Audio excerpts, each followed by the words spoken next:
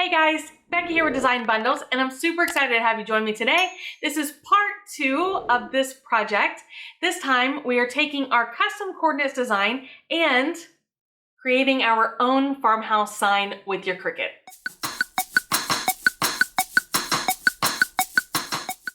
Alright guys, so let's go ahead and talk about the items that we're working with today. Now this is transfer tape and this is glossy adhesive vinyl, okay? You can use any color, but I chose black. This is the base of our design. It's actually a sheet of MDF. And then these are we'll call them side pieces.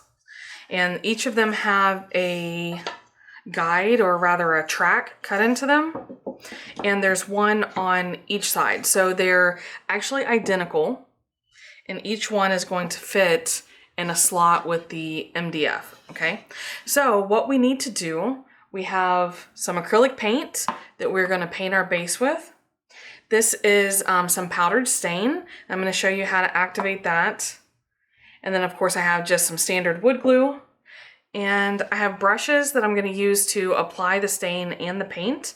But of course, you know, some people do that with baby wipes or rags or cloths. And then I do have some water that's just standard tap water. So let me go ahead and show you about the stain first. Now this stuff comes in bulk, but it's just we're gonna call it more of a dye. It's a wood dye. It's specifically made for use just with regular water. I'm going to fill up my container. So in comparison, this is 1/8 of a teaspoon, and this is a 2-ounce jar. So I just filled up the jar with water. I'm gonna put the lid on tightly, and then I can just mix up the water and the stain. Okay, super, super easy. And this will last a long time. As a matter of fact, the last time I used this, I was able to use it. It got down to about halfway, and then I put more water in it. It got down to about halfway, and I put more water in it. And I used it, I believe about 5 times, and it's still going strong. So definitely very potent stuff. So let's go ahead and separate these back. And what I'm going to do is do my coat of white. Now this is a 2-ounce jar also. Just have regular white acrylic paint, and I'm just going to give this a quick coat. Remember that when you're painting, you want to make sure that you do thin layers. And then if you want to darken it up, you come back and do multiple coats, okay? So you're gonna see a very thin layer, and I'm gonna set it aside to dry, and then I will come back and do multiple layers. All right, with the first layer drying, I'm just gonna set my paint over to the side. Scooch this guy on over. We wanna make sure that that is completely dry before we move forward. Now, the next thing I'm going to do is give these a good coat of stain. Now, this is a water-based stain, so I'm not wearing gloves, and you don't really have to worry about staining your hands either, okay? Can you see how dark that is? It's very, very dark. And I'm just gonna do the same thing. I'm just gonna use a brush.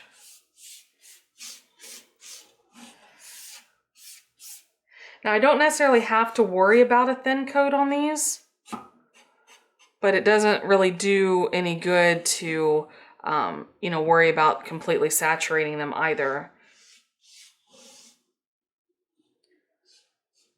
Now, I prefer to give these a nice even coat, even on the parts that I don't think will show, just because there's always the chance. I'm not gonna go as far as to get the inside of the slot here, but just even on the inside and the back, I'm gonna go ahead and coat them all.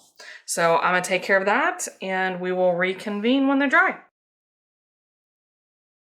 Alright guys, so here we are in Cricut Design Space. Hopefully you guys were able to catch part 1 of this tutorial, in which we took this design, of course, that we purchased from designbundles.net, and we swapped out the coordinates with our own custom coordinates, which is super exciting, right? Because it makes such a great gift idea, and also a great home decor piece for yourself, or I've even seen it on keychains. You could even put it on a shirt if you're celebrating maybe a vacation spot. Obviously, you wouldn't want to do our first home, but you could easily do our happy place. That's one that I see a lot. So, whatever speaks to your heart, you can customize it with these coordinates from part 1 of our video. Now, part 2, the one you're joining me for today, is we are going to take this design. Now, we're going to size it to be 11.5 inches wide because we are using a 12 by 12 piece of adhesive vinyl. And once that's completed, we're just going to click over to Make It. Now, we have already attached this whole design together, so it's going to stay together. Once we click over to Make It, we're going to be able to see a preview of the design. Make sure that everything looks good, and it does. So let's hit continue. And of course, you want to make sure that you already have your machine turned on and that it can connect to your computer. Now, what I'm going to do next is I'm going to choose Premium Outdoor Vinyl. I'm using Oracle 651, and I can just leave the pressure to default. So now I can head on over, and I'm going to load the vinyl in the machine and proceed to cut. Now, one thing I do want to say is that I know it can be intimidating sometimes cutting smaller letters and things like that. But remember, guys, this is almost a full 12 by 12, so we really shouldn't have any problems. It seems like these are smaller pieces, but they're really not. So just keep that in mind when you get ready to cut, and I don't anticipate any problems getting this to weed. So let's go ahead and put our project together. All right, guys, so what we have here, we have stained, and these are completely dried. These are the edges for our sign. And then this is our completely painted sign, okay? Nice and pretty, a nice smooth finish. And this is our design that we cut with our Cricut. Now, I did already adhere the transfer tape. So I really like this transfer tape, and you just want to give it a little bit of burnishing, all right? It's pretty high tack, so it shouldn't take too much. It's pretty good like that. Of course, if you have any problems getting your design to peel up, you can also do it in reverse, which probably sounds a little weird, but what you want to do is you can turn it over and pull the backing away from the transfer tape, okay? Now, what I'm doing is I'm just checking to make sure that all pieces of my design have adhered, okay? And they have. So what I'm going to do is just peel it off of my mat. I just left it on the mat because sometimes it's easier to weed that way. And then what I'm going to do, because I know that for the most part, my design is pretty centered on my sheet here, okay? Because I centered it before I cut it. So if I keep my whole page centered, and you can break out a measuring tape if you want to. I'm not going to. But if you keep it centered, then what you can do is just peel up a corner. And then you can go ahead and cut this off. Okay. And what that's going to allow you to do is place this down, peel this up, and then when you pull the backing away, your design should stay adhered to the transfer tape. Okay. Now, some people will also use masking tape to hold it down, so it's just completely up to you, whatever you prefer. So I'm going to peel this off, and with this hand over here, I'm just going to smooth it down into place. Okay, so no pieces left behind. And now I can burnish it again. Now what I want to do is pull this back on itself, okay? Go ahead and get it started. But if I pull it back on itself, and usually if I go at an angle, my design should adhere pretty well.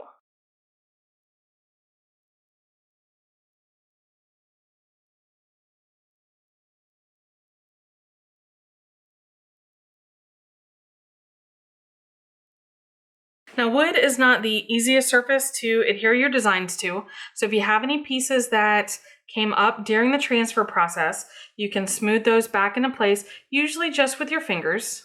Once your design is on there, now it's time to go ahead and get the glue and your brush. Now let me show you how this works. Each fitting has a slot that is intended to exactly fit this frame, okay? So you just want to make sure that you fit them all on the same way, because obviously if one is backwards, it's not going to fit very well. And then because they have the angled ends, then they're going to fit really well at the corners also. This also helps to hide any rough edges around the edge of your sign. So that works really well too. But basically this is how our design is going to look.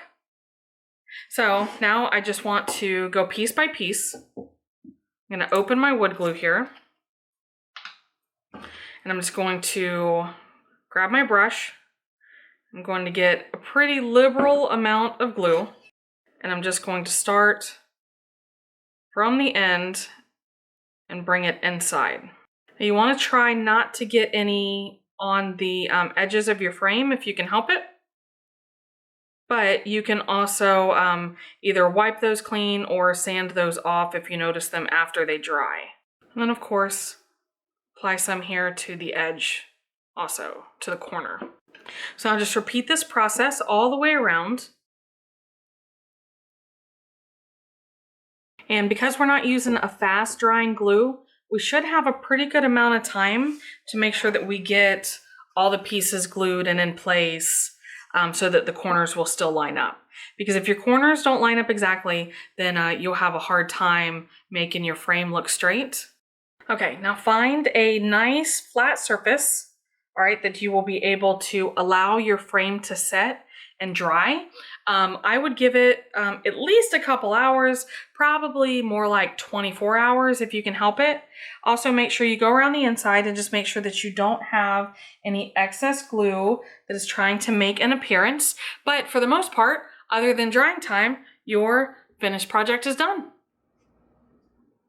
So guys, how did you feel about our custom farmhouse sign using your Cricut?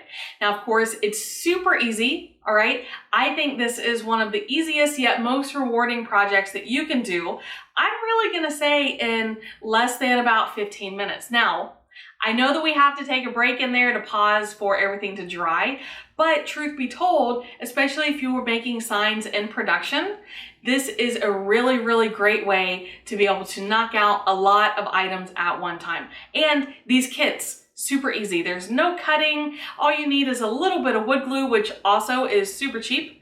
But guys, just really easy, and I really love these kits and the farmhouse signs. So I am going to wrap it up for today, guys, but I do really appreciate you taking the time to stop by. Make sure if you have any questions or comments that you leave those down below. I do love hearing from you. Don't forget to check out part 1 in case you missed the designing process and how to find your own custom coordinates. And of course, make sure you hit the subscribe button, maybe turn on notifications or share with a crafty friend. Really love growing the channel. I love all the support that you show for us. And guys, I just want to keep bringing you these videos in the future. So again, that's it for today, but we'll see you again next time.